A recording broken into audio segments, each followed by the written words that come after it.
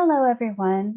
Today we're going to be talking about the therapeutic potential of live-action role-playing games and give some cognitive considerations. So I am Lynne Bowman from the Uppsala University. I'm Elektra Diakolambrianou from Institution for Counseling and Psychological Studies in Greece.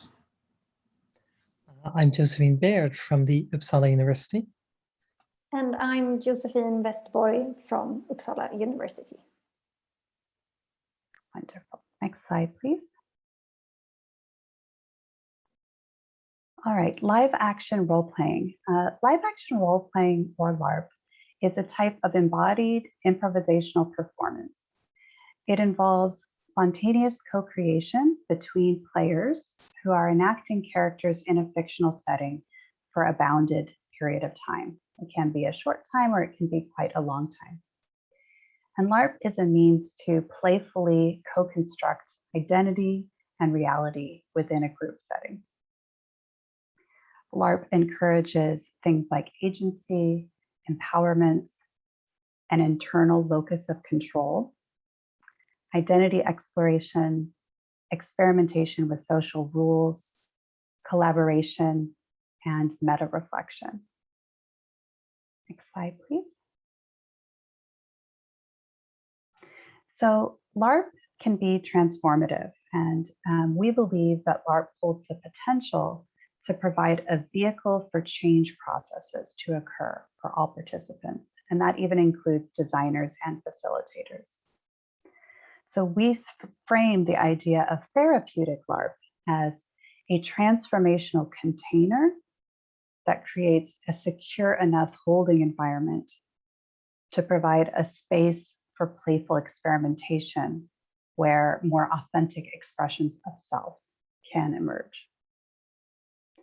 And in this way, we consider LARP as a support for other therapeutic processes that might be happening parallel to play, before play, or after play.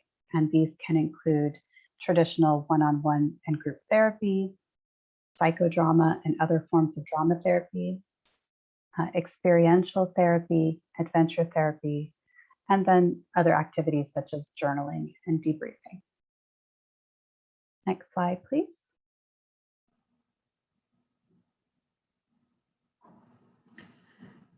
So LARP can be considered a cousin to other therapeutic modalities, which also use storytelling and role enactment as core techniques. These include psychodrama and social drama, playback theater, gestalt practices, narrative therapy, integral family systems, inner child work, drama therapy, shadow work, and also person-centered therapy. A therapeutic view of LARP acknowledges the self as being psychodynamic, in the sense that the self is comprised of parts or configurations of self. Next slide, please.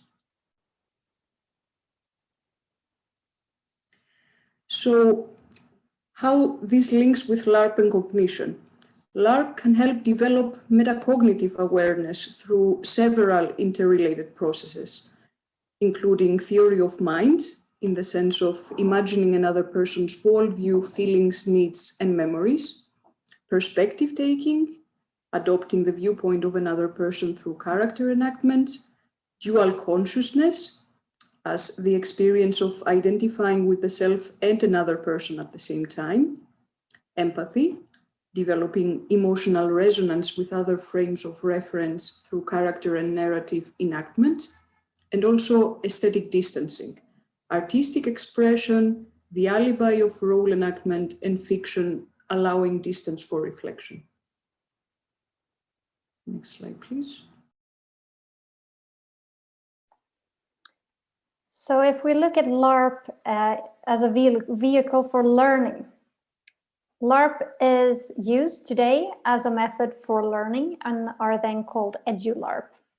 It's an experimental learning modality, and other forms that are related includes simulation, serious games, game-based learning, and gamification, among others. Next slide, please. So if we now connect cognition, LARP, and learning, and look closer at that, we can see that if you look at cognition and learning, you have the idea of schemas in the brain. And when you add things to existing schemas, that is assimilation.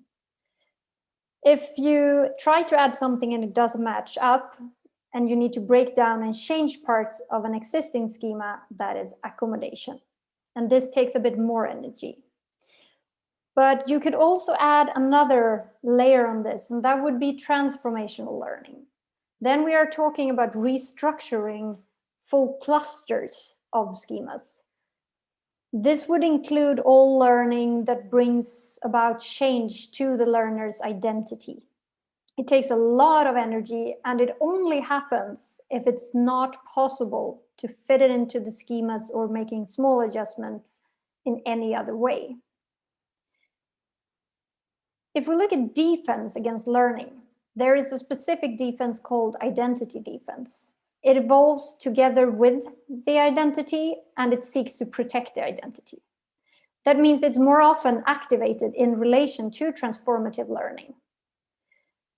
So if you're in a situation and the cognitive dissonance gets way too strong, you can either have a transformational learning experience, or it will activate the identity defense. Next slide, please. When we talk about learning, transfer is one of the hard parts that we are trying to solve. When it comes to LARP and edu-larps, we try to facilitate transfer through integration activities after the LARP. This can be done in many different ways, and some of them are creative expression, intellectual analysis, emotional processing, interpersonal processing, community building, and distilling takeaways. Next slide. So LARP can be considered as a playground to experiment. It can provide both a space and an opportunity for people to learn, as well as experiment with and explore and embody subjectivities that they might find challenging in other contexts. For example, trans people considering their sense of self in our current socio-cultural contexts. In this example, the transformative container and secure holding environment of LARP stand in contrast to a potentially hostile or dangerous social environment. Safer player experimentation provides an opportunity to self-explore, role-playing to physically present as different genders than assigned at birth, providing an opportunity to embody potentially authentic expressions of self. Example here is that many players describe experimenting with gender identity in role-playing games as essential to their transition process.